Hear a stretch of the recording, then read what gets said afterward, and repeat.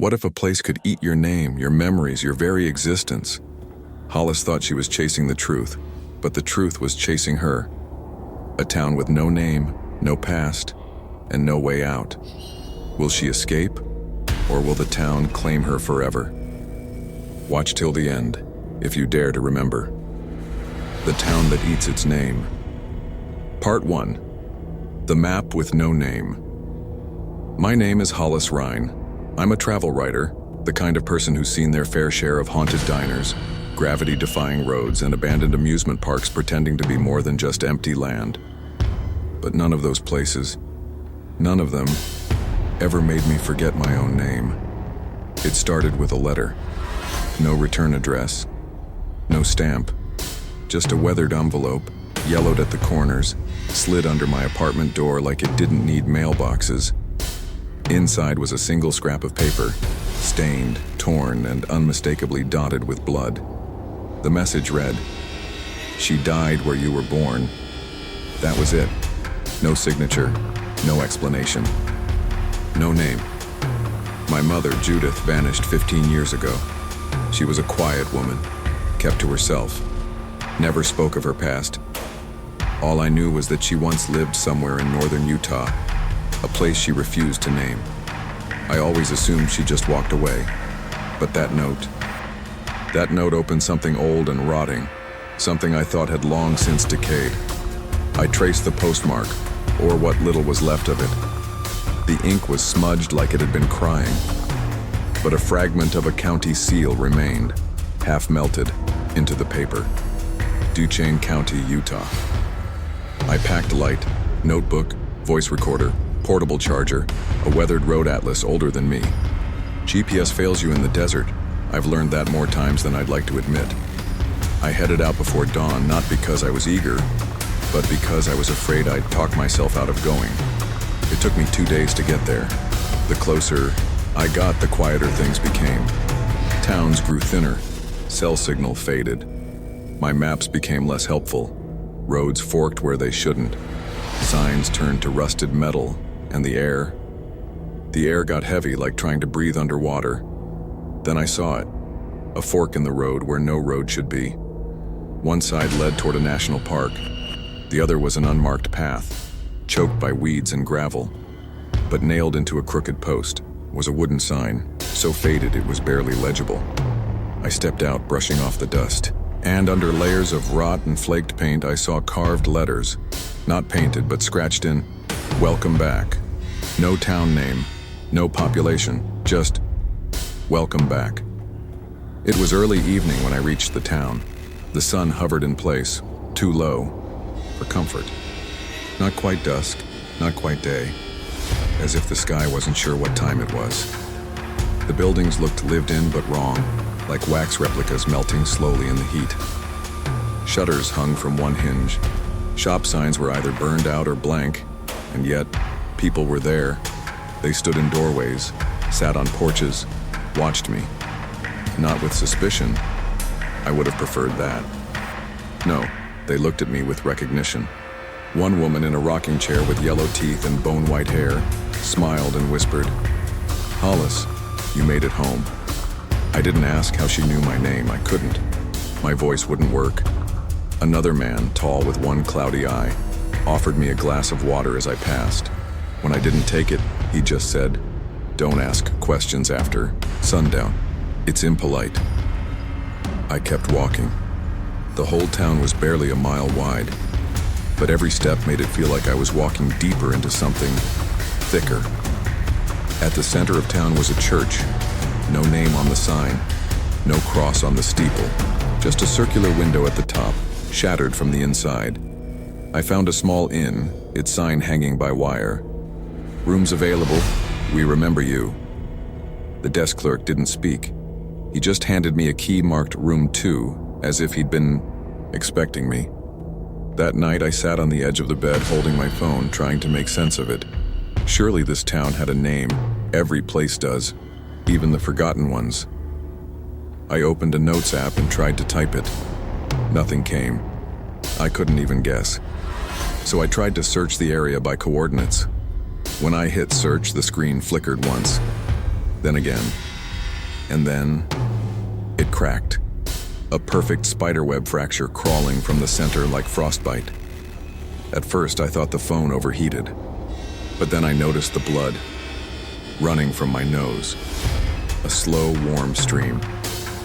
No pain, just a terrifying sense of emptiness. I looked in the mirror above the desk. I saw myself.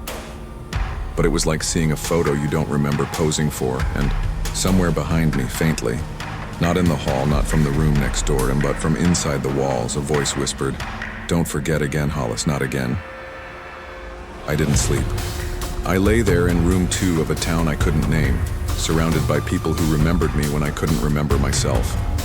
I thought I came here looking for answers. But the truth is, I think the town called me back, and I don't know if it'll let me leave again. Part 2. You've always been here. I woke up in a place I didn't remember falling asleep in. Same bed, same warped mirror, same peeling wallpaper, but something about the angle of the sunlight. It felt off, like the sky had moved a few degrees too far. The journal I kept beside me was open. I never left it open. There were fresh entries, long ones, dated with yesterday's date. But I don't remember writing them. They were in my handwriting, my cadence, my phrasing. But I had not written. I saw them watching from the cornfield again. The one without a name. They always smile too wide, always stand too still. Or, the preacher's shadow keeps moving even when he doesn't. I flipped further back, and a new page had been wedged into the spine, pressed flat and aged like it had been there for years. It simply read, "You'll get used to remembering differently." I slammed the book shut. Downstairs, the innkeeper greeted me with the same blank smile, but this time he said, "Sleep well, Hollybird." Hollybird.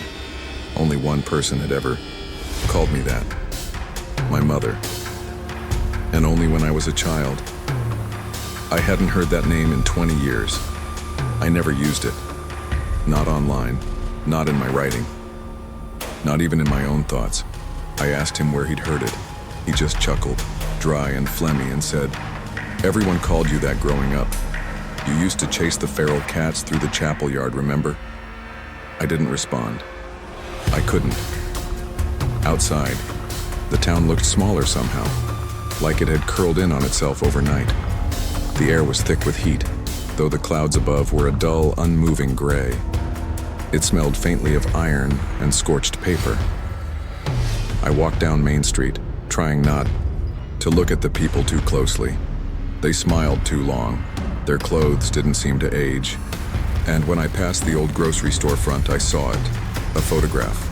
A wall of them, actually, mounted behind yellowed glass. Children playing, rusted bicycles, lemonade stands, a woman in curlers handing out cookies, and in the center of one photo, me, 5 years old, wearing a red polka dot dress my mother used to keep folded in a trunk, grinning wide, a missing tooth, playing jump rope with 2 other kids I didn't recognize, but who somehow looked just like the grown men, who now loitered by the gas station staring at me whenever I passed. I stumbled back. My legs went cold. I ran back to the inn 2 steps at a time up to my room. I pulled out my wallet. I needed grounding. Proof. Something solid. My driver's license was still there, bent, frayed from years in the same pocket. But something was wrong. My name, it was missing. The photo was still mine, the birth date, the address. But where my name should have been, there was only a smear, a soft, greasy shadow, like the ink had bled out or been licked away.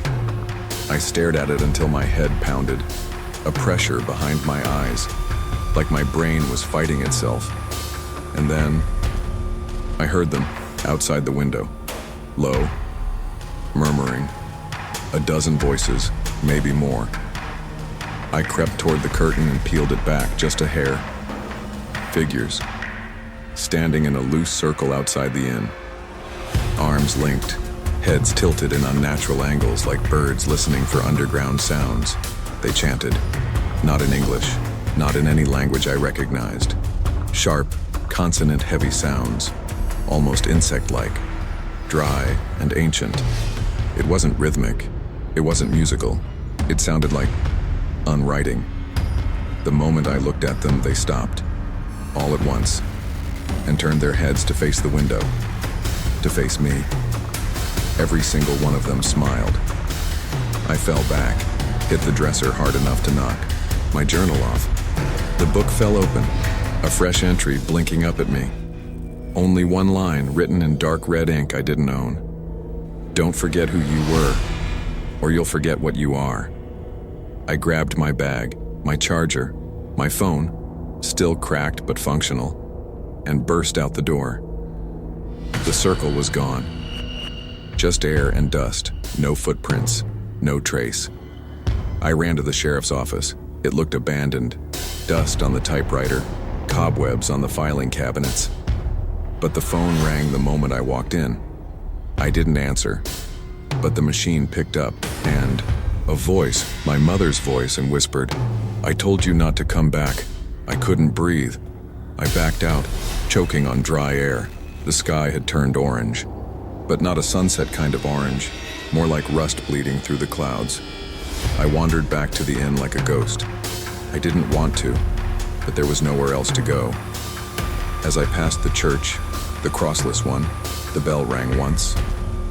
But there was no bell in the tower, just an open hole and birds that didn't fly right. Back in my room, the journal had moved, placed neatly on the pillow. The page read, "You've always been here. Why pretend otherwise?" I sat down. Too tired to fight it, too scared to sleep. Outside, the voices started again, just out of hearing range, just soft enough to burrow into the folds of memory. I tried to write my name in the journal, just to see it on paper, to know I was still me. But my hand wouldn't move. Not wouldn't. Couldn't. It's like the town was holding it, and worse, some part of me was starting to agree. Part 3, the Red Sermon. The church sat at the highest point of the town, but no one ever pointed me toward it. I found it on my own, drawn there by the faint hum that never stopped. A low, guttural vibration in the air, like a throat clearing, behind stone. It towered above the other buildings, all sharp lines and soot-colored brick. No cross, no stained glass, not even a name carved into the foundation.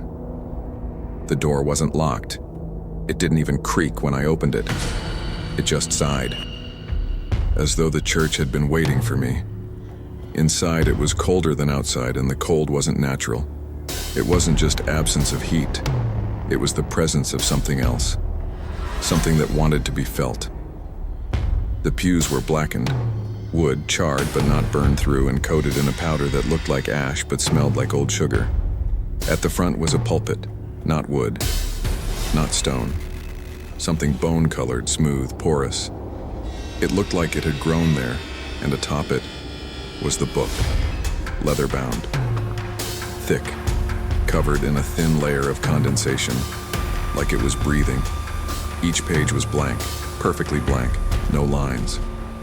No ink, just the texture of something waiting to be filled. I turned the pages slowly. The air thickened with each one.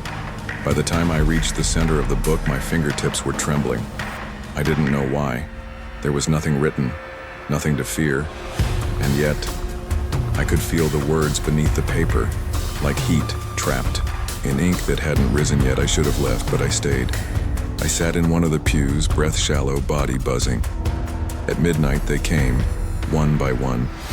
No sound, no footsteps, just the wind shifting as people filled the pews around me. I hadn't seen anyone enter, but they were there. Dozens of them, hundreds maybe. Faces shrouded, some in cloaks, others in burlap veils. No one spoke. They just sat, still as roots. Even the children didn't move. And then the sermon began, not from the pulpit, not from any human mouth. The voice came from the rafters, or from under the floor, or inside my head.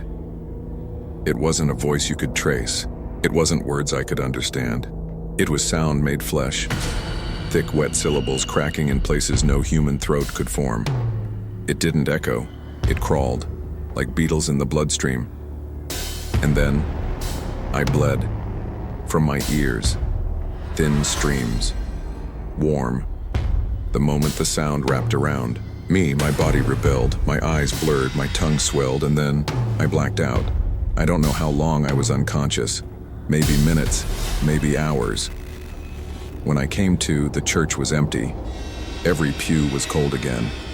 The air had gone still. But the book was no longer blank.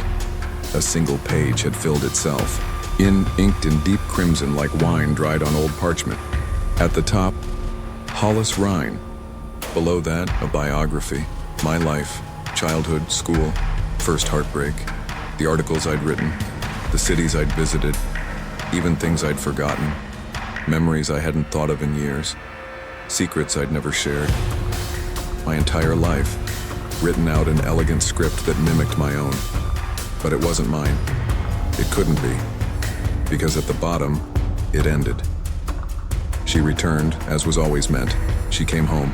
She heard the sermon. She bled. She belongs. Date of death, October 12th. Today. But the year wasn't right. It said 1903. I slammed the book shut. It let out a sigh, like a lung giving up its last breath. And then I saw the pulpit more clearly. Not bone-colored. Bone, femurs, teeth, spines carefully curved into architectural angles. A lattice of remains, stacked and polished, shaped to resemble reverence. I ran, down the central aisle, through the doors. But the night outside had changed. Wasn't night. It wasn't day. It was red. Everything bathed in a sickly, rust-colored glow. The sky like torn fabric soaked in meat. Shadows stretched wrong, dragged behind buildings that weren't there a minute ago. The ground pulsed faintly beneath my feet, like the town was breathing. I didn't stop running until I got back to the inn. The hallway was dark, but the photos on the wall had changed. Now every frame showed the same moment. A woman in a pew, bleeding from the ears, looking up in horror. Me. In every photo, I was wearing a different dress, a different age, a different time. Each version of me had heard the sermon. Each version of me had written herself into the book. I was not the first, and I would not be the last. I backed into my room, bolted the door, and covered every mirror. And as I lay down, heart pounding, ears still crusted with blood, I whispered the one thing I still remembered clearly. My name. I clung to it, because something out there, in the church, in the book, in the rafters, was trying to take it away, and it had almost succeeded. Part 4, What They Forgot to Bury. There's a hill just past the nameless town's last row of houses. No fence, no iron gate, just a worn path where the grass doesn't grow. I didn't mean to find it. I was trying to walk away, to clear my head. But the town, it has a way of turning you toward what it wants you to see. And what it wanted was the graveyard. At first, I didn't realize what I was looking at. Just rows of gray, uneven stones like broken teeth jutting from the dirt. No names, no dates, just smooth, eroded slabs standing in formation. Forgotten soldiers for a war no one remembered. I counted 49 stones. The 49th was smaller than the rest, child-sized. Something about it made my stomach twist. I stepped closer. There were no carvings, no markings at all. But something was beneath it. I could feel the pull. I came back later with a rusted shovel from the back of the inn. It was night. But in this town, darkness had become my only honest witness. I started to dig. The soil gave easily, as though the ground had been loosened for me. A foot down, I hit something. Not a coffin, not wood. It was a box, metal, square, the size of a suitcase. Its surface reflected like a mirror even in the moonless dark, and in that reflection, I didn't see myself. Not really. The face staring back was mine, but older, worn, empty-eyed, hair streaked with gray. It smiled. I opened the box. Inside, a small child's toy, a wooden horse on rusted wheels, a yellow ribbon knotted and stiff with age, and a lock of hair sealed in a wax paper envelope. Dark auburn, my mother's color. I stared at it until my throat burned. She had been here. She had died here, and now I knew what the letter meant. She died where you were born. I carried the box back through town. The streets were silent. Even the wind felt absent around, and as if the town was holding its breath. I needed answers, something official, something real. The mayor's office stood beside the church, a crumbling building with shattered windows and a plaque whose letters had been chiseled smooth. Inside, it smelled of mildew and something older, like preserved flesh in forgotten jars. There were filing cabinets lining the walls, all unlocked. I opened the first one. Inside were boxes labeled by hand. Not with names, not with addresses, but with titles. Sacrificed memories, forfeits, offerings. I opened one. Inside, teeth, human teeth, hundreds of them, sorted into small velvet bags, each bag labeled with a date, no names. Another box held fingernails, cracked and yellowed, clipped and cataloged like some grotesque library. Another box, love letters, dozens of them, some in ink, others typewritten, all of them tear-stained, unfinished.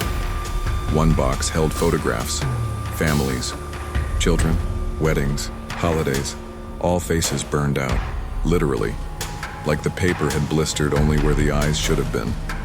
I found a folder marked with nothing but a single red string.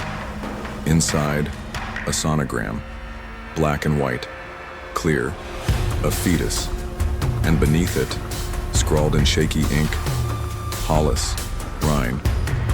I dropped the folder, and when I stood up, the townspeople were there, dozens of them, all silent, all staring.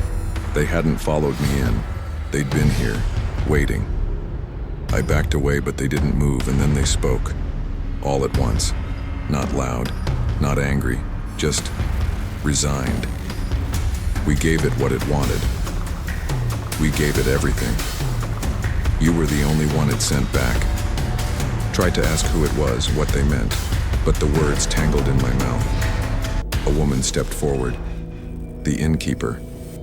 She was holding something. A mirror. Not glass, silver.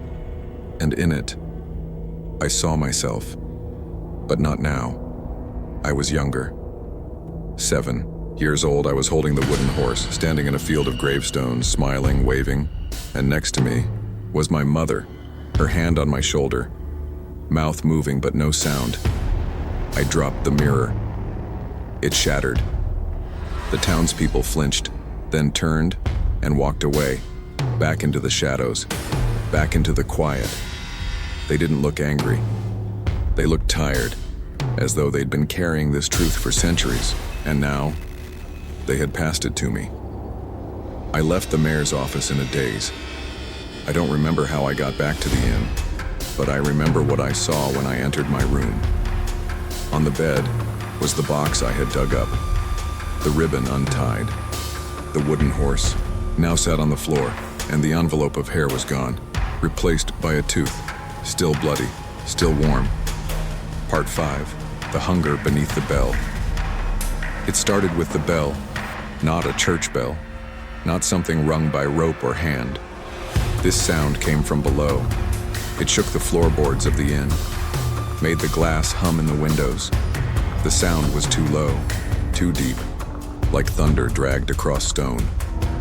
And it didn't stop. It rang and rang and rang until my teeth felt loose in my mouth. I wrapped my hands over my ears and still it got in. I stumbled outside. The townspeople stood frozen in the square, all facing the church. Some of them wept, others smiled. The innkeeper was muttering something over and over, a chant in that same fractured tongue I'd heard from the rafters. But I wasn't looking at them. I was staring at the church. It was changing. The foundation had split open at the base, a thin seam in the stone steps. and from it, the bell rang louder. It wasn't calling us to worship, it was calling us down. The trapdoor inside the church was small, hidden beneath a black cloth behind the pulpit. I hadn't noticed it before. I don't think I was supposed to. But now it was open. Dark. Breathing.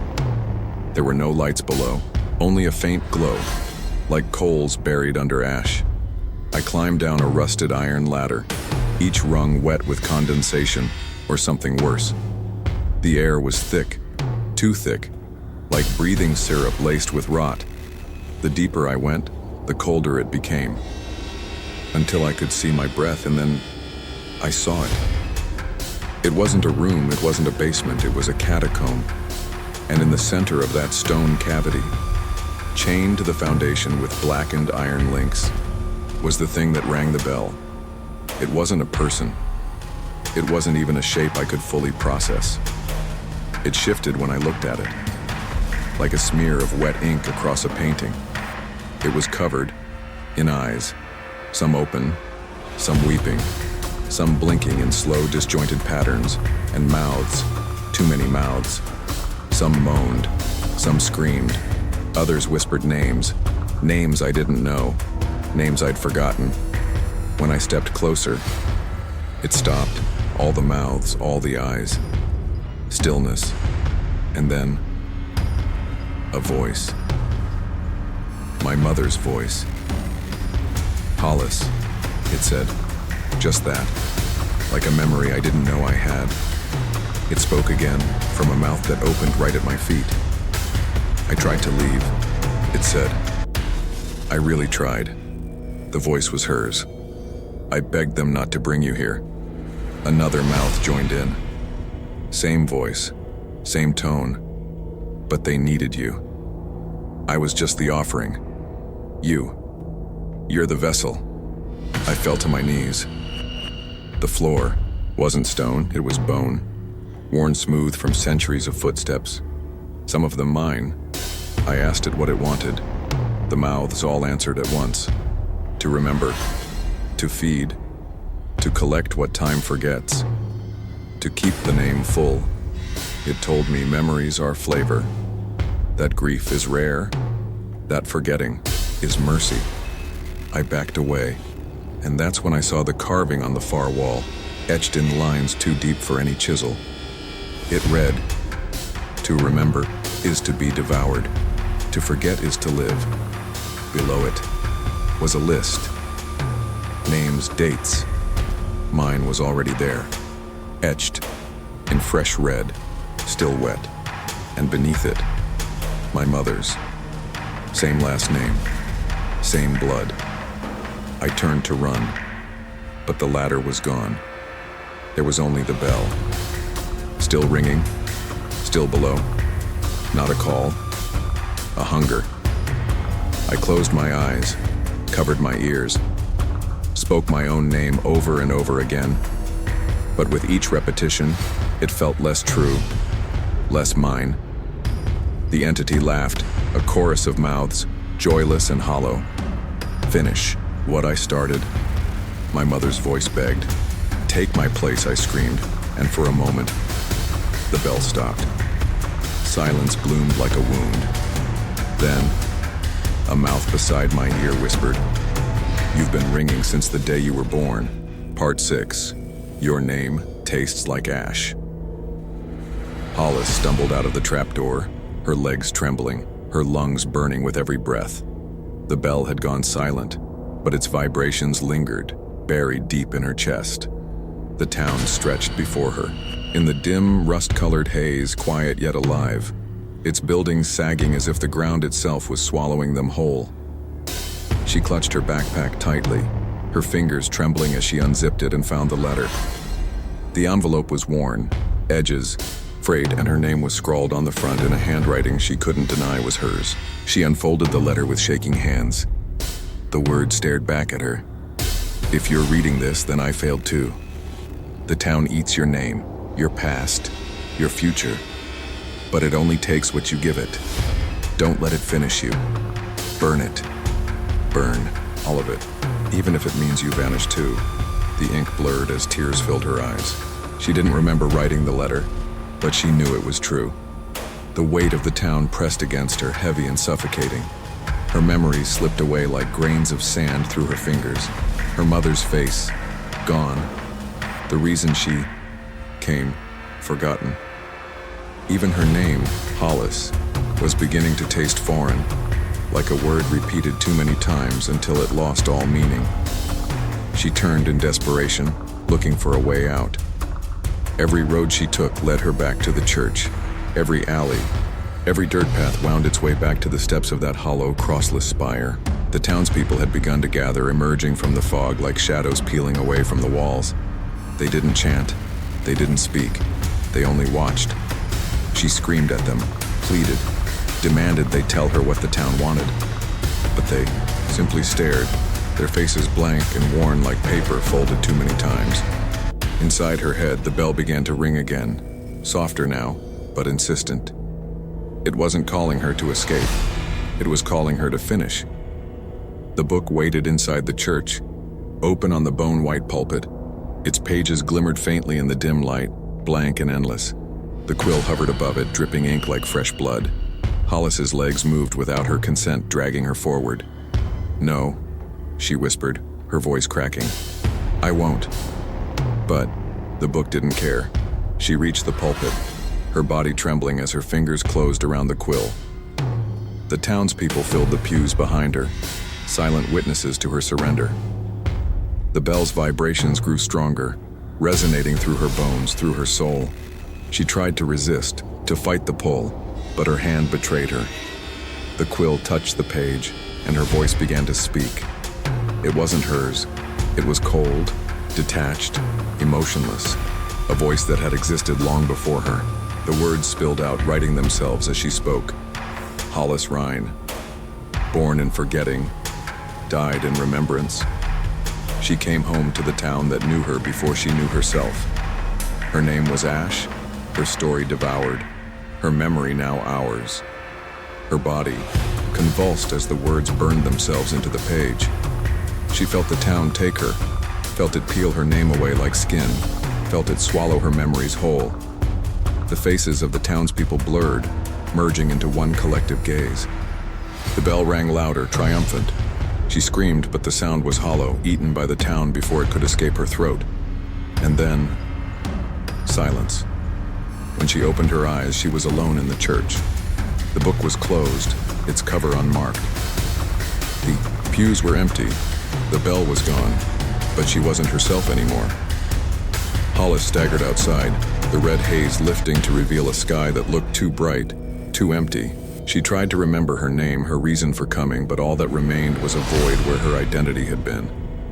Her reflection in the broken window of the inn stared back at her, unfamiliar. Her eyes were hers, but the face was not. In her backpack, her camera flickered to life, recording a final, unsteady frame. She leaned into it, her lips moving soundlessly before she whispered, "I remember now.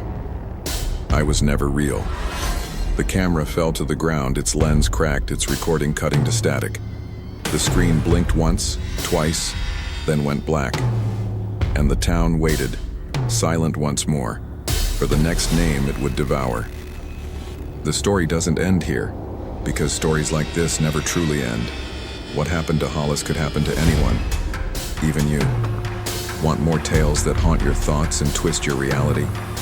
Hit like, subscribe, and share this with someone brave enough to join us, and don't stop now. Click on the next video because some stories are best told in the dark.